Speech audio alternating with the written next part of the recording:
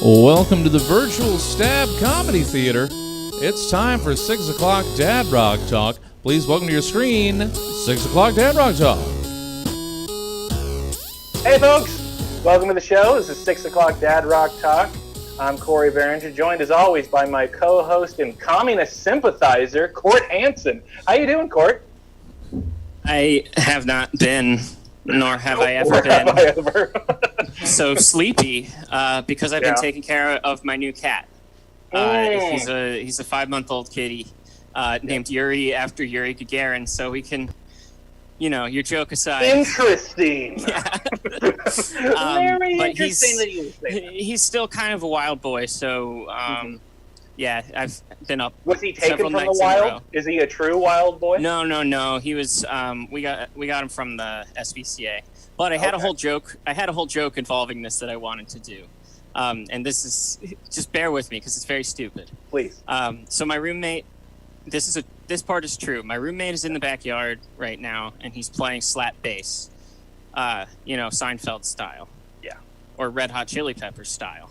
Or Primus style. But go on. Well, and I'm like, geez, we got a cat, and now we're already infested with fleas. It's pretty good. Yeah, Flea being the bassist of the Red Hot Chili Peppers with the famous slap bass sound.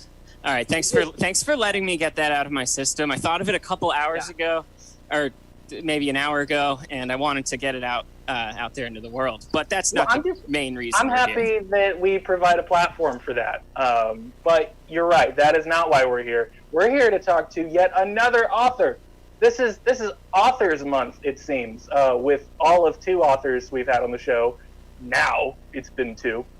We're joined this week by a guy who I absolutely need to pick up this book because I know I'm going to be fascinated this entire conversation. He's the author of The Folk Singers and the Bureau, The FBI, The Folk Artists, and the Suppression of the Communist Party, USA 1939 to 1956. He is Aaron Leonard. How are you doing, Aaron?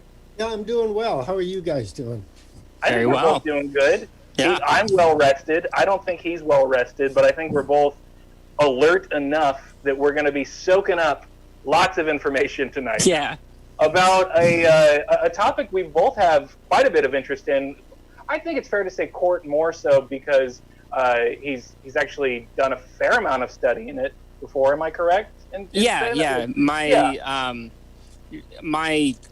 My history degree primarily focused on Cold War stuff. So this is something that I've been interested in for a while, but I hadn't looked at it in this particular context yet. I had always liked a lot of these musicians and knew that they were kind of lefties, but I didn't really know beyond that like what their story was. It's kind of the easy, cultural, thing we can pinpoint is that they're lefties. Like I feel like for the most uninitiated, you even know that. But speaking of interest, before we started rolling on the show, our guest Aaron mentioned that he didn't have a whole lot of knowledge on this subject before diving into it. Can we talk a little bit more about that before we get into the playlist? Like, what was it that drew you to writing a whole book about it? Well, I'd written 2 books about leftism in the 60s and 70s, particularly on Maoism. I'd obtained a huge trove of FBI documents on this group, the Revolutionary Union, which was one of the biggest investigations of the late 60s, early 70s. The reason people didn't hear about it is it was still going on when the Senate was investigating this stuff. So that aside, I'd finished 2 books, a lot on Maoism, and I thought I'd, change it up a little bit. I was going to write a book on artists in the long 60s. People like Bob Dylan, Phil Oakes, things like that. And, that project is still very much in my mind. But when I started doing it, I couldn't get the FBI files. They said they didn't exist. They'd been destroyed. They weren't available.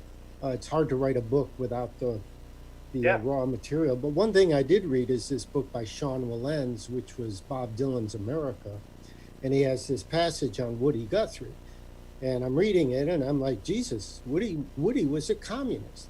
I mean, I think some people, historians and maybe real hardcore Woody fans know this, know he was close to the party.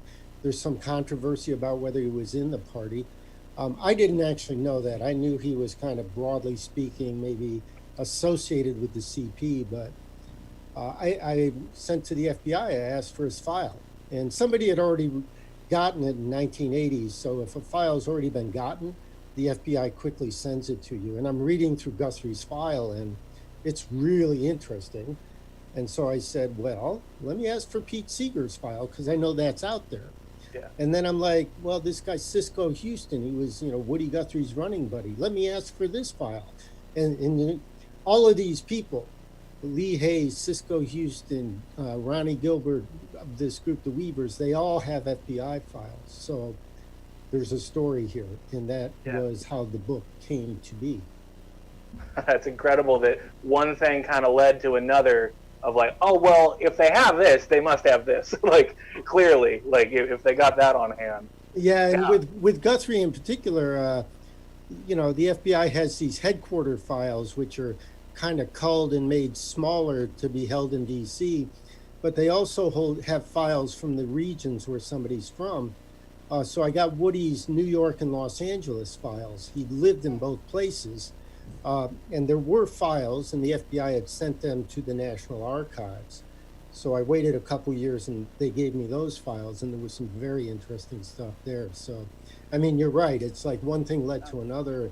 But not only did I discover there was stuff already there was stuff nobody had ever seen just because they'd never asked. Yeah. Well, that actually brings up a question that I had, like, as you're explaining that you just went ahead and asked for these things, this will probably get a very boring answer, but I'm going to ask it anyway. What even is the process of a person, asking for those files from the FBI? Could it just be any Joe off the street, or do you need some kind of representation from a publishing house or anything like that? Like, because of the Freedom of Information Act, mandated by Congress, but it sounds like it's difficult, right? But it's 2020. There's a website. You fill out a form. Uh-huh. If you want to get your own file, no problem. Otherwise, if somebody's alive, you need their permission, or if somebody's dead, you just need their obituary. So the main thing you need is a lot of patience, because it doesn't happen fast. Well, that makes sense. I'm glad that that's confirmed, because I was hoping that was the answer. Yeah, and I asked for my file, and they said they didn't have one, which I felt kind of hurt. Of course. That's how you've made it. Yeah, but I later found my name in some files, so that made me feel a little better, I guess. Well, we can add ourselves to those files with this episode. Well, I, for one, would never want to belong to a club that would have me as a member. That's some Marxist you are. Exactly. So, oh man, my jokes are on fire today. Just hitting every mark. What we're doing on the show tonight, for those of you who may not have seen 6 O'Clock Dad Rock Talk before, when we have a guest, we ask them to curate a playlist specifically for the topic at hand. So what Aaron has done for us is put together a playlist of some of these folk singers that were, I think it's safe to say, oppressed by the FBI, and we're going to talk about it from there. So with that, Jesse, would you please play the first song?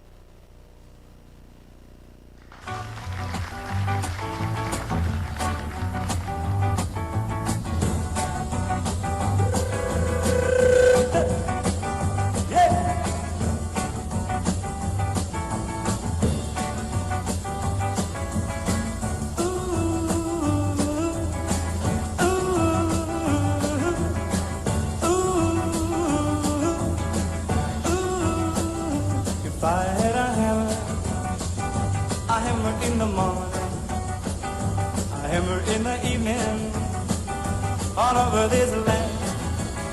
I'd hammer out danger, I'd hammer out a warning, I'd hammer about the love between my brothers and my sisters, all over this land.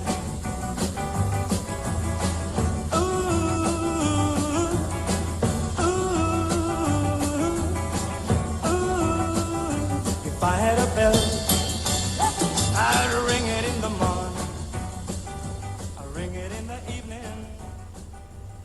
Yeah, so that's Trinidad Lopez, right? He just left us, but Trini gave us that, I think, around 1963, in the midst of the folk revival, also known as the Great Folk Scare, in the words of Dave Van Ronk, the folk artist. He gave it that name. So Trini Lopez did this song, Sam Cooke did this song, Peter, Paul, and Mary did this song. And this group, the Weavers, did the song. So the Weavers, they were big in 1950, 1952. They were comprised of 3 men and a woman. Ronnie Gilbert was the woman. Fred Hellerman was a guitar player. Lee Hayes was a bass singer. And Pete Singer played the banjo. But the song was actually written around 1949, when the U.S. government had indicted 11 leaders of the Communist Party USA under the Smith Act. They were indicted not for trying to overthrow the U.S. government, but for teaching the doctrine of communism, a doctrine that holds that revolution is necessary. So, they weren't actually trying to do anything other than organizing themselves in this Communist Party. Seeger and Lee Hayes wrote If I Had a Hammer, and they performed it at a benefit for the 11 leaders, but one gets a sense it was largely inspired, by that case. So it's really funny to see it go into the pop mainstream and to sound like this old folk song that could have been written 10 years ago or 60 years ago. I mean, it just has such resonance, but when you know the background, it suddenly doesn't sound corny. I remember when I was in maybe 6th or 7th grade, we had to learn these songs, and it was a whole different environment by the mid 60s, and we thought these songs were kind of archaic, but when you learn the actual history, they have a bite to them. So that it's become kind of a well trodden path at this, or well trodden point at this stage, but saying that oh shoot, I totally lost my train of thought. I'm sorry. If I remember it, I will come back, but I lost it. Well, I was just going to kind of piggyback on what you were saying, Aaron, is just like, because I personally had never heard that rendition of the song before. I had only heard, I believe the Peter, Paul, and Mary, which isn't quite as, bubblegum and jovial as this one. So I could totally understand having heard this first and having that impression that that's what the song is. It's just kind of a goofy... if you really aren't listening to the words at all, it doesn't strike you as any kind of message. Almost like a novelty song.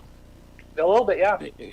Because novelty songs are almost like folk songs, but without a history to them. Yeah. If that makes sense. Yeah, this almost feels like I got a brand new pair of roller skates. Just kind of I'm just rolling along. If I had a hammer. And I remembered what I remembered what I was gonna say, and it's that people point to this a lot, but "This Land Is Your Land" is that's a pretty lefty message in that song. Saying that all of this land belongs to everybody. Yeah. That doesn't really click with you when you're in 3rd grade singing it for the school assembly, because they don't really teach you any context about the song. It's just, you just kind of assume that that's just the song as it is. It's about how much you love America. Definitely. And I think also when you're at that age, concepts like unity aren't really controversial yet. When you're that little, they just seem like these friendly, big hug of a concept. It's only once you start, figuring out who that actually includes, which is people of different orientations, people of different political ideologies. That's the unity that they don't really want you to have.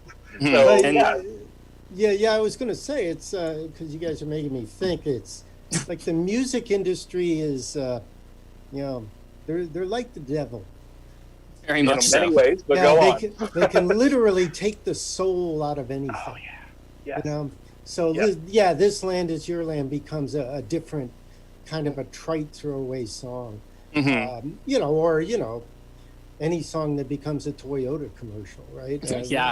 I mean, didn't what was it, the Revolution that was it was marketed to something? I mean, it's like you can you can use these songs in the wrong hands. They can be used for evil. So yeah, because they have strong messages, and that's what's so important and interesting about them, is that they do have strong messages, but it seems like there is a lot of effort put into suppressing the context that those messages come from, and just kind of turning them into what's the word I'm looking for? Just kind of making a lot of these figures into squeaky clean versions of themselves, and all the subversive elements are taken out. Yeah, it's really insidious because, I'm reading this book on how the brain works now, and certain patterns are laid down that become almost automatic. So, a song you're deeply familiar with, there's already the neurology there, right? But then advertising just takes it and just takes this little turn. So, they're connecting with you on a deep emotional level, but then they're sending you out to buy something. Yeah. And that's where, I don't want to make too much of this diabolical analogy, but that's where it's totally manipulation. And such. And it's completely valid. That's a valid point about that, because it reminds you how powerful pop can be as a hypnotic force. Like it resonates not just on an emotional level, but like a hypnotic level. So before we get to the next song, this there's a really good quote from your book that I highlighted because I hope to bring it up at some point. It fits into this. You say, if you found yourself sitting with friends in a cafe, say in Greenwich Village in the early 1940s, musing on the future of popular music, and suggested that sorry, I'm so bad at reading out loud. Suggested that within a decade, there would be a song at the top of the Billboard charts by a former member of a Louisiana chain gang brought north by a white radical song collector out of Texas, whose colleagues were a mix of men and women, African American, Jewish American, and U.S.-born intellectuals, likely would have been given the stare reserved for those whose grip on reality is an open question. And I think that gets at what we were kind of discussing, which is it's an intersection of a lot of things, and when they become a part of the just mainstream kind of cultural mass, it does kind of lose that.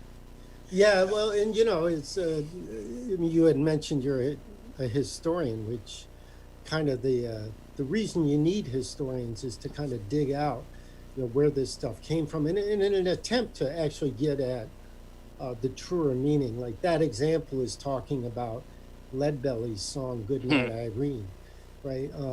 They're probably going to play it on the playlist, but "Goodnight Irene" is like the top of the charts, but Leadbelly would have been lost to history if it wasn't for the Communist Party and Alan Lomax, who was, according to Pete Seeger, a secret member of the Communist Party, working with his father, John Lomax, to bring Leadbelly north to New York to introduce him to society. I mean, it's a little bit fraught, I guess, from the standpoint of ethnicity and race and such, to have these two white guys ushering this African American man up. But for its time, it was bold, and it's certainly done with a better intent, or not better. Yeah.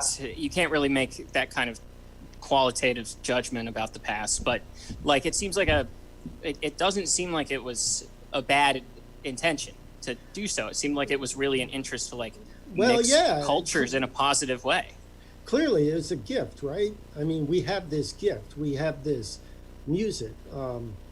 I didn't mean to jump on your line there, but it's Leadbelly does this song, Rock Island Line. I don't know that he actually wrote it, but he certainly was the guy who popularized it. Leadbelly absorbed a lot of songs. So he does this song, Rock Island Line. Rock Island Line is a mighty good road.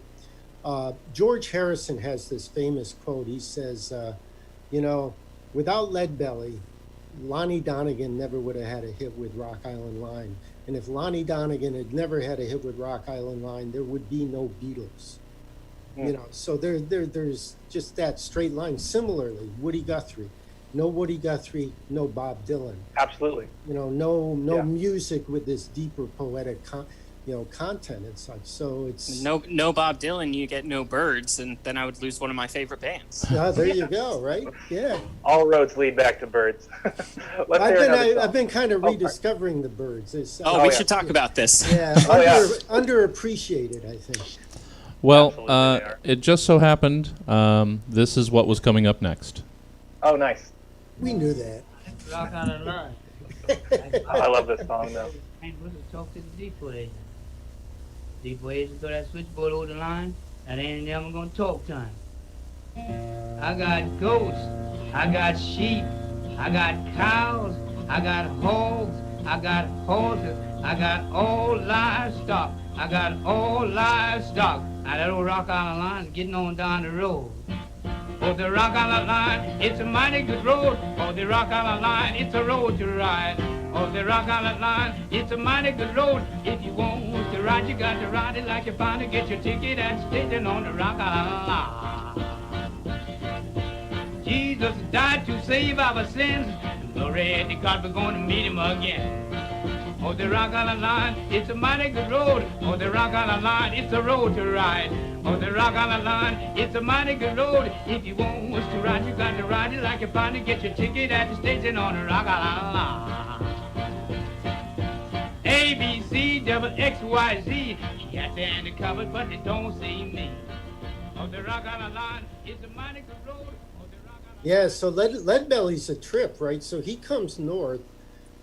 John Lomax, Alan, the elder Lomax, I think he's a professor down at University of Austin. He's a little bit more conservative. Alan Lomax is clearly not conservative. He works for the Library of Congress, and he's instrumental in recording Seeger and Woody Guthrie and Leadbelly and a whole bunch of other people.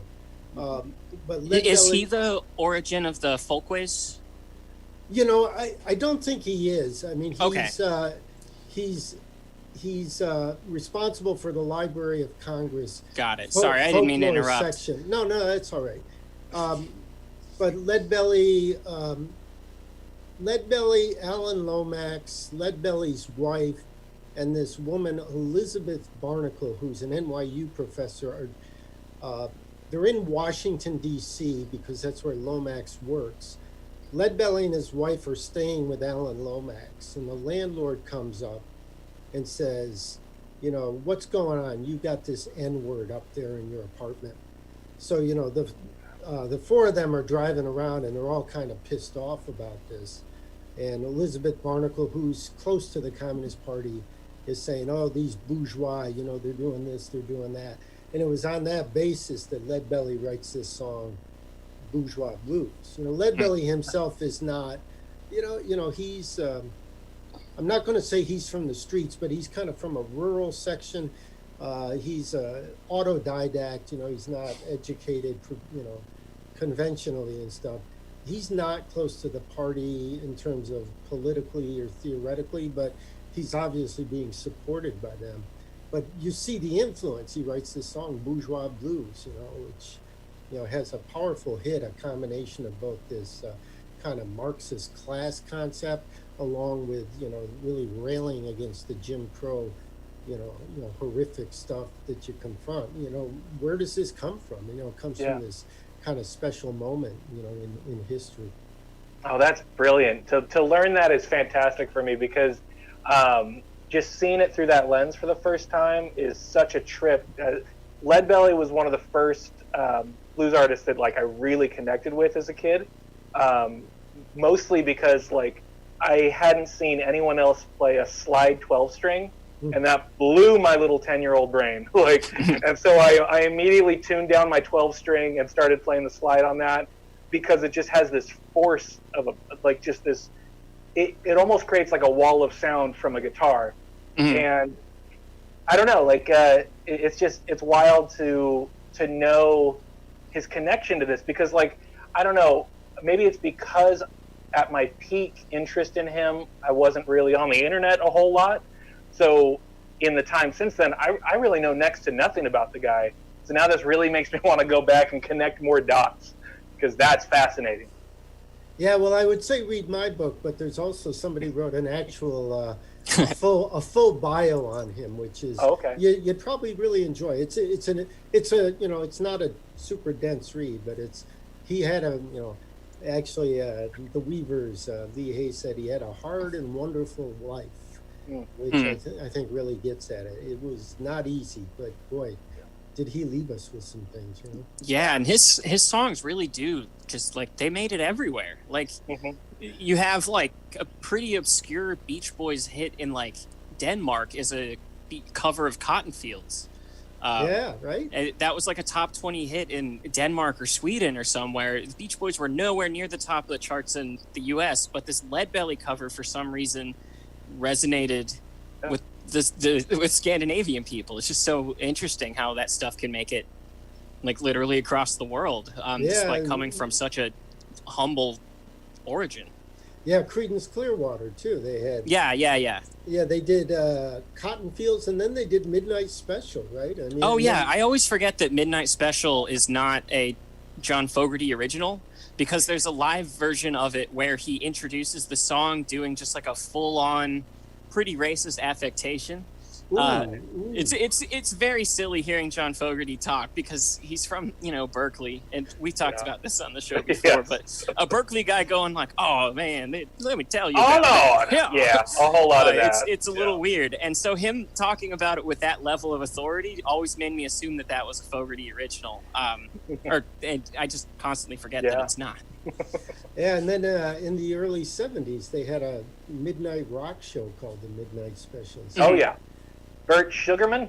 Something like exactly. That. A lot of appropriation of that term. Mm-hmm. Yeah. Let's hear another song.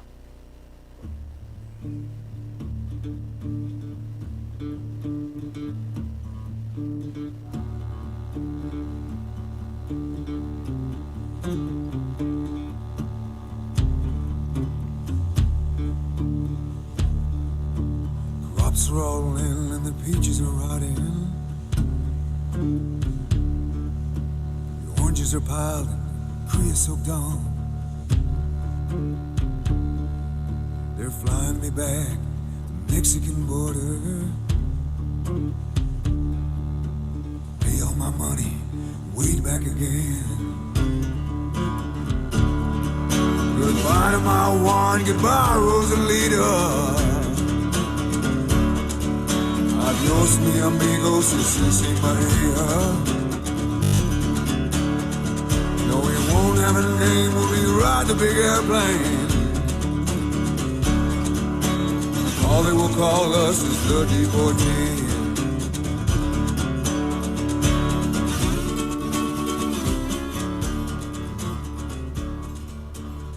Yeah, so that's Lance Canales in The Flood. They did that, I think, 3 or 4 years ago. You can watch the video on YouTube. It's really powerful. He names all the names of these braceros who were being sent back to Mexico, no longer welcome in the U.S. And the headline read, well, deportees had crashed and died in this, they're like dry leaves, spread on the topsoil. This is like Woody Guthrie. This is where you get the sense of Woody Guthrie is really, really special.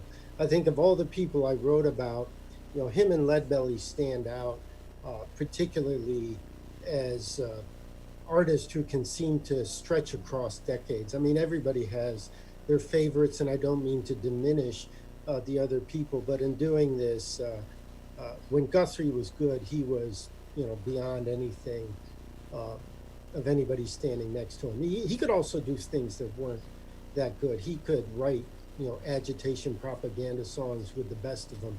And, nobody needs that. But Guthrie, was able to do this. And the FBI, you were talking about This Land Is Your Land. I mean, maybe we'll get into this later, but there's a long-running controversy about whether Guthrie was ever in the Communist Party.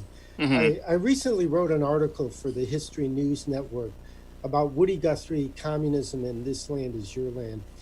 In the course of researching this, there's abundant evidence that Guthrie was in the Communist Party for probably several months around 1940, 1941. He was in a Greenwich Village branch with Sis Cunningham and Gordon Friesen, who later wrote this newsletter called Broadside Magazine in the early 60s, which published, Bob Dylan and Phil Oakes' original lyrics. In the 40s, Friesen and Cunningham were Communist Party members, although Gordon Friesen dances around a little bit on his membership. You can read for the book as to why. But Guthrie was in, but it appears like, Guthrie's an artist, and they're saying, you got to get up Saturday morning and go sell the paper out on this street corner in the village. And of course, Guthrie doesn't show up, and they kick him out, But he remains a partisan of the party. When World War II starts, he reapplies to join. It's the Communist Political Association at that point, same group, different name, and he's rejected. But his FBI file has copies of his subscription form for the Daily Worker, because the FBI was intercepting the mail at Communist Party headquarters somehow. So Guthrie is Dorothy Healy, the head of the Communist Party in LA, said, well, if Guthrie wasn't a member, he was the closest thing to it, which is a different conception of Guthrie, which, people try to erect a distance, because to talk about communism in the United States is still relatively taboo. I mean, my thing is like, I have a pretty good critique. I won't say good in the sense that, I know better, but I have a strong critique of the Communist Party. However, I think in the 30s and 40s, I probably would have joined the group. It seemed to have answers to pressing problems. And I think probably among the best people were attracted to that. Definitely. And this notion of, equality, no private property, free healthcare, et cetera, and, aiming toward, a society without even a state. I mean, these are aspirational things that, what's so bad about having aspirations? Now, how you go about doing it is, the devil is in the details, but one should have aspirations, I think. Yeah, and what am I trying to say? I guess if people were more willing, and maybe this has to do with also it kind of being taboo in academia, but if people kind of understood the differences between regional communist movements, people wouldn't have been as afraid of a Stalinist takeover in the U.S. because, communists themselves would have said that the conditions aren't right for that kind of revolution. And it just does show a disappointing, lack of willingness to fully engage with it. There's just the big C communist when people talk about this stuff, and that applies equally to Vietnam as it does to Cuba for some people. And it's just, I think that the nuances are very important. Very effective propaganda. It's really tough, and I mean it's a whole larger conversation to have. But one of the things I had confronted in the book was, to look at most histories that you read in the United States, you would get the sense nobody was really in the Communist Party. Mm-hmm. Everybody was maybe a fellow traveler, but nobody actually ever joined. There's this famous Woody Allen movie, The Front, where Zero Mostel says, "Oh no, I just went to that rally to chase girls." I mean, that's kind of the stereotype. But the fact that there is, they had like 80,000 plus members by the end of World War II. They had a fairly large following, relative to political organizations we think of today on the ultra left. It was a thing. So before we move on to the next one, could I bother you to tell me the name of that previous song again? Because it was incredible and I want to look it up. It's Plane Wreck at Los Gatos. Plane Wreck at Los Gatos. Thank you. Yeah, speaking of cats, Court, there you go. That's true. Yeah, that what drew me in immediately, other than the great guitar riff on that, is that I'm a sucker for a drone like that. I don't know if that was a cello on there. It almost sounded like a drone on a bagpipe, but just the pipe drone. But yeah, that was great. Anyway, moving on. Let's hear the next song.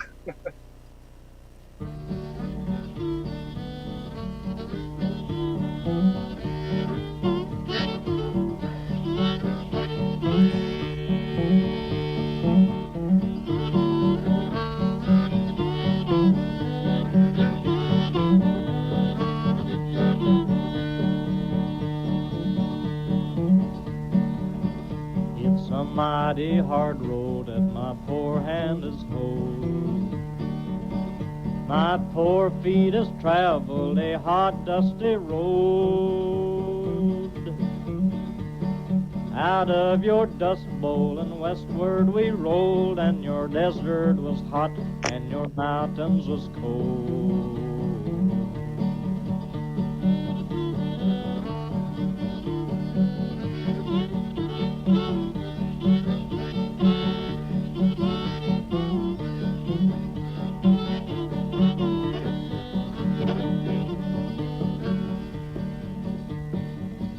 I worked in your orchards of peaches and prunes. Yeah, so that's Woody. That's one of the songs he wrote for a song cycle. He was freelancing for the Department of Interior for the Bonneville Dam project in Oregon. He wrote some really great songs, the Grand Coulee Dam in this song and a number of others. The FBI was asked to investigate, but by then his gig was up, so they dropped it. But they reopened his file around 47, 48, after World War II. The thing about Guthrie that I discovered is, I mentioned at the top, I got Guthrie's file first, and it was the FBI headquarters file. And it essentially it ends in 1955. There's some other things in there, but they're almost like post-mortem. In 1955, there's a report saying, look, Guthrie's been diagnosed with Huntington's chorea, this neurological disease that his mother had. It's hereditary. It's awful. You basically lose control of your body and eventually die by the time you're in early or late middle age. And the FBI recommends just stopping the file. So the conclusion is that's the end of the Guthrie file. But then I get the New York and LA file, and sure enough, like 57, 58, 1960, 1962, there's all these correspondence saying, well, we need to move Guthrie from the security index, which is this list of people to be detained in the event of probably a war with the Soviet Union, essentially put in detention camps, much like the Japanese were in the 40s. So they changed the name of the security index first to the communist index, then to the reserve communist index. So they keep the security index, but they take a lot of the people off and put them on these lesser index. And it's an administrative thing they're doing for some legal reasons, which we can get into another time. But Guthrie, 62, he's losing his ability to walk, talk, and speak. And he's still on this list to be put into detention. And, look, this is the FBI, and it's not just J. Edgar Hoover. This is the FBI, who's empowered by Franklin Roosevelt, who's, doing the work for Eisenhower, Truman, JFK. Bobby Kennedy signs off on the wiretap order for Martin Luther King. Lyndon Johnson loves the FBI. Hoover could have been removed, many, many times, but he was one of them, and he was doing work for the empire, and he, deigned that this file on Guthrie should stay open. I mean, today Guthrie is an American icon. Yeah. In 1962, they wanted to put him in a camp. It tells you something about, the perception. About the transformation. It's a transformation in a big way of the American perception of these people as heroes. Sure. Yeah. And that has to be such a conscious effort of we kind of said at the top of just the insidious nature of it. Like, I can't help but feel that that's conscious on many levels from their perspective of we need to use, now that he doesn't have a voice of his own, we now can, project any ideal that we want upon the man, as an American hero. He's become public domain almost. Yes. Yeah, take the teeth away from him and put him on a postage stamp. Yep. Which literally they did, Yeah. We were talking about, 47, 48, 49, 50. I was curious because you've also written about Maoism in America. I'm curious about what the repercussions were of the Chinese Revolution in 1949 in this American world. Did they toe the did they stick with the Soviet line as things started to get more tense between China and the Soviet Union? Or I'm just curious about, like, how did they react to there being suddenly another communist state? You mean like the American power establishment? How did they? No, like the American the American folkies. Well, initially, they're all on the same page. I mean, Pete Seeger and the Weavers performed a benefit in 1949, hailing the successes of Mao and the People's Army. And it wasn't until like 1960 that the Sino-Soviet split really got bad. Yeah. I mean, Khrushchev denounced Stalin in 1956, and there was tension, and a lot of it was in the background, but it boiled to the surface around 1960. But the thing he made me realize is, and people don't see this because the world today is what it is, in 1949 in October, Mao announced to the world that, the Communist Party is now, overseeing a new China. Suddenly 1/3 of the world's people were under some kind of this radical socialist regime. For the United States, it was an existential threat. The Cold War was not just, in Court, I'm sure you probably have more to say on this than I do, is, it was nasty. And the fact that it didn't break out into a hot war is, very lucky for humanity, but it was no holds barred. Literally, one of these FBI guys says, in terms of trying to defeat this other, ideology and political system. Yeah, I wish we had more time so that we could get really deep into this stuff. Yeah. I'm probably going to, as long as it's okay with you, stay in contact and keep talking about this stuff. Yeah, so we should definitely do that, and hopefully, hopefully your listeners who are curious, they'll join in. And I mean, this also feels like a big enough topic that this could easily be a multi-part series. Like, maybe we could have you back next month or something, and just like, here's everything we didn't get to. That I know I'd be down for that. So we have about time for one more and a good-sized chat. So was there any tune that we didn't get to, Aaron, that you'd like to hear? Well, let's do the Billy Bragg thing. Cool. My 30,000, yeah.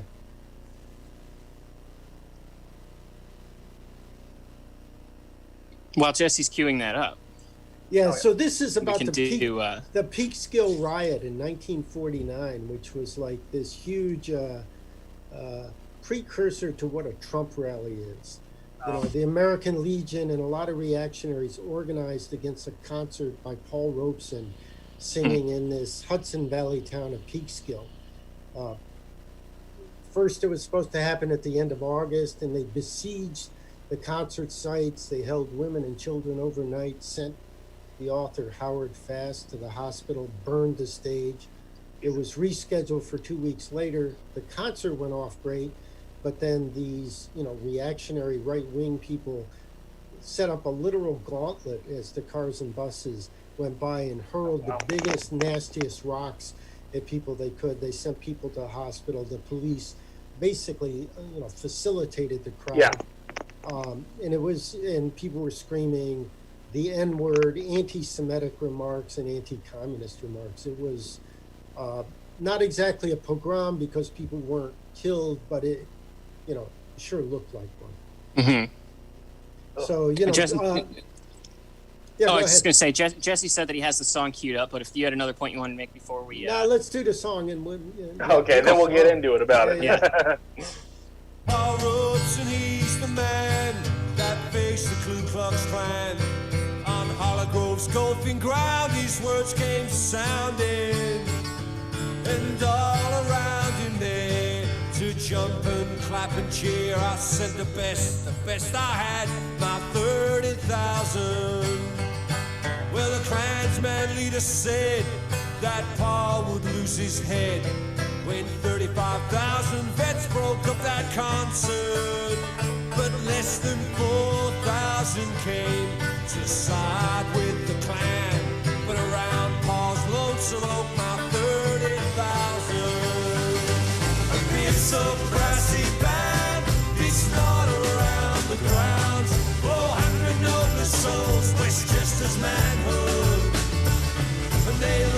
exactly like the fleas on a tiger's back. Lost fish in the waters of Mount 30,000.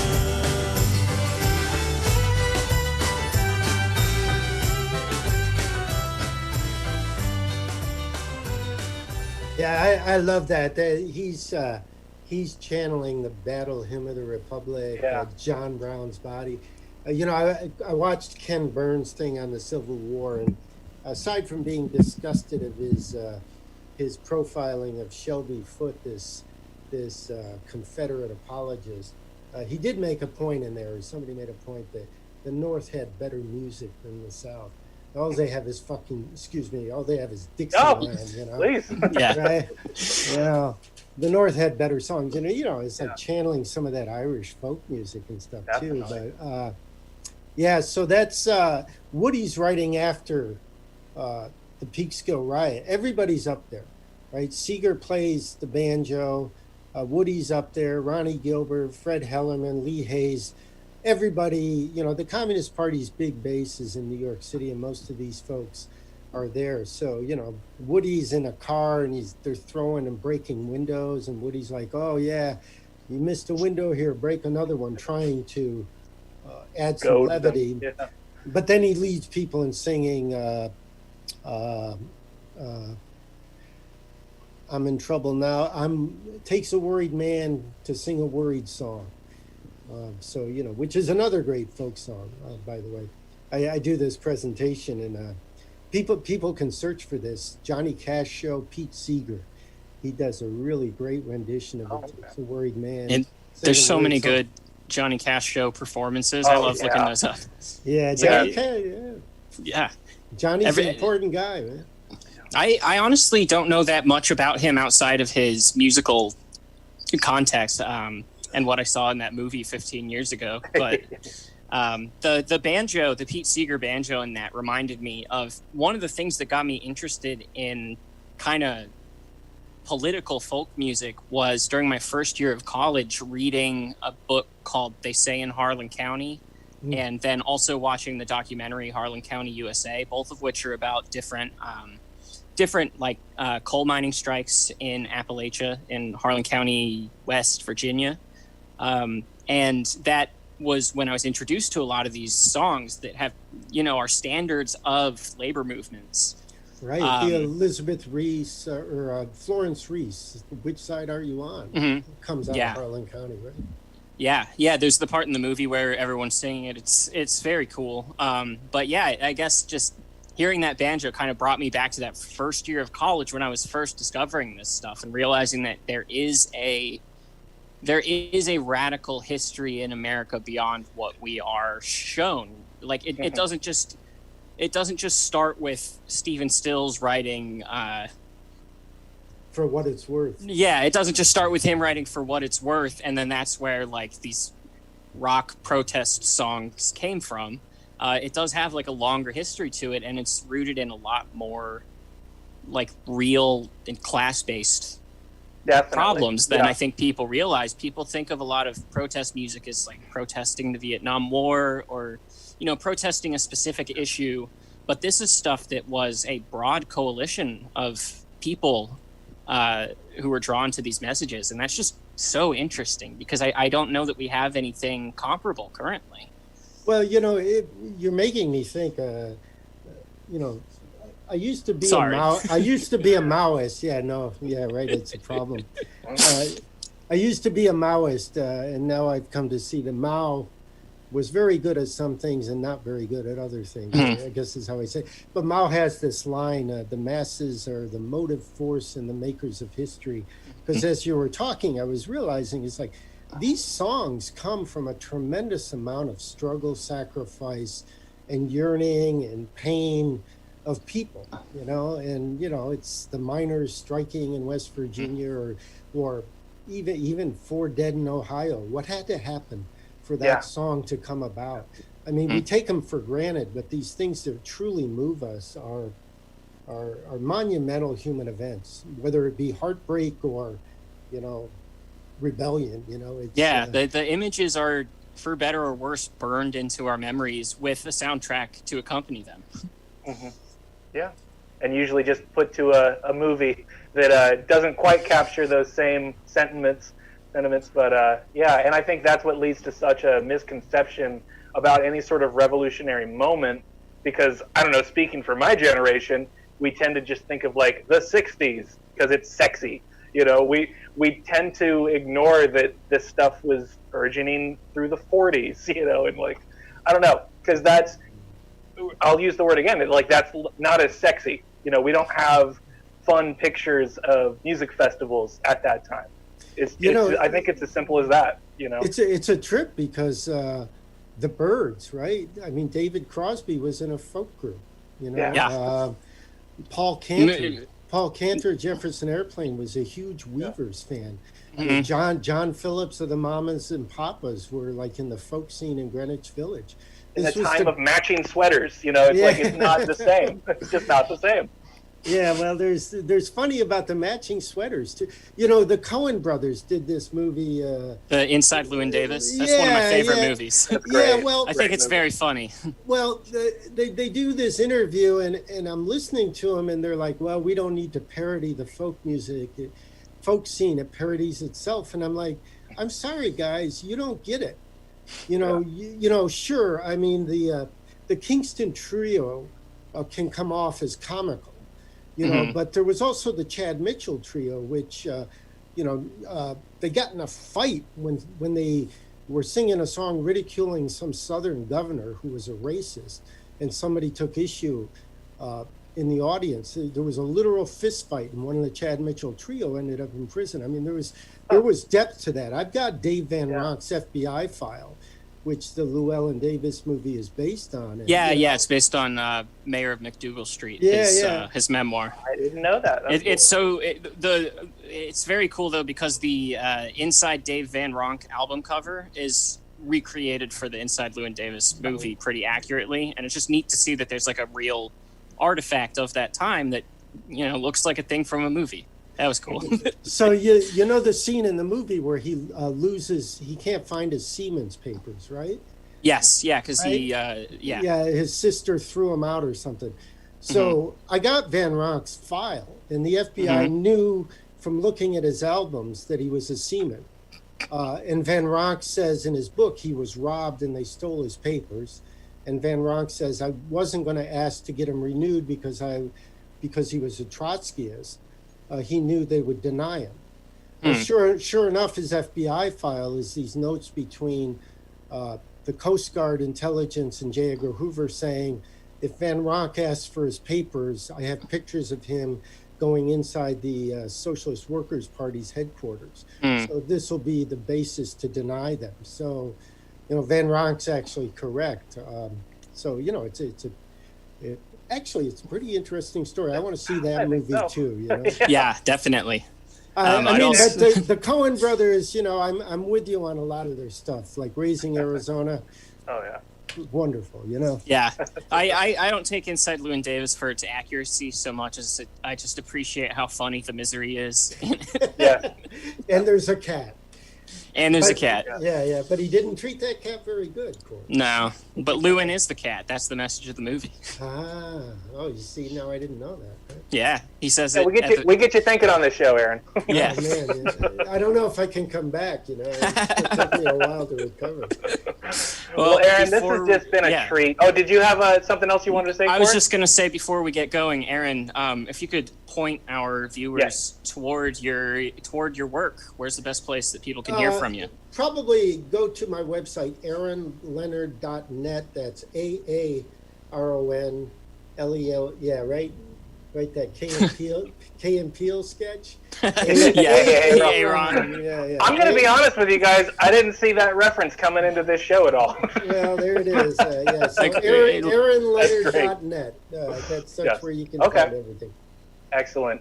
And we've been talking about your newest book, The Folk Singers in the Bureau. But as you've mentioned, you have a couple other books. Definitely going to look into those as well. But this is first on my list. I got to get this one. And I hope you all at home do the same, because this was just an absolutely fascinating conversation. We thank you so much for being on the show, Aaron. And thanks for having me. We hope that you all enjoyed us having this delightful conversation as much as we had having it. Please join us next week. Court and I are going to be swapping some playlists about spooky dad rock. No guests, just the two of us, getting real spooky. And please, as always, follow us on Instagram at Dad Rock Talk. We'll be posting other goodies on there, such as our final amazing guest of the month. This has been a fantastic month. Again, thank you so much for joining. Have a wonderful night. Bye-bye. Bye-bye. Well, thank you one more time to Court, Corey, and Aaron. That's it for Dad Rock, but we've got one more show coming up at 8, so stick around. It's the Stab Show at 8 o'clock with more Corey Behringer, Christiana, and Jack Brown. It's going to be a good one. In the meantime, where can I send you?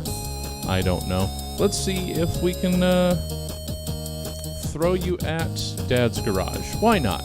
Let's see what they're doing over there. Hope to see you back at 8 o'clock. And, yeah. See you then.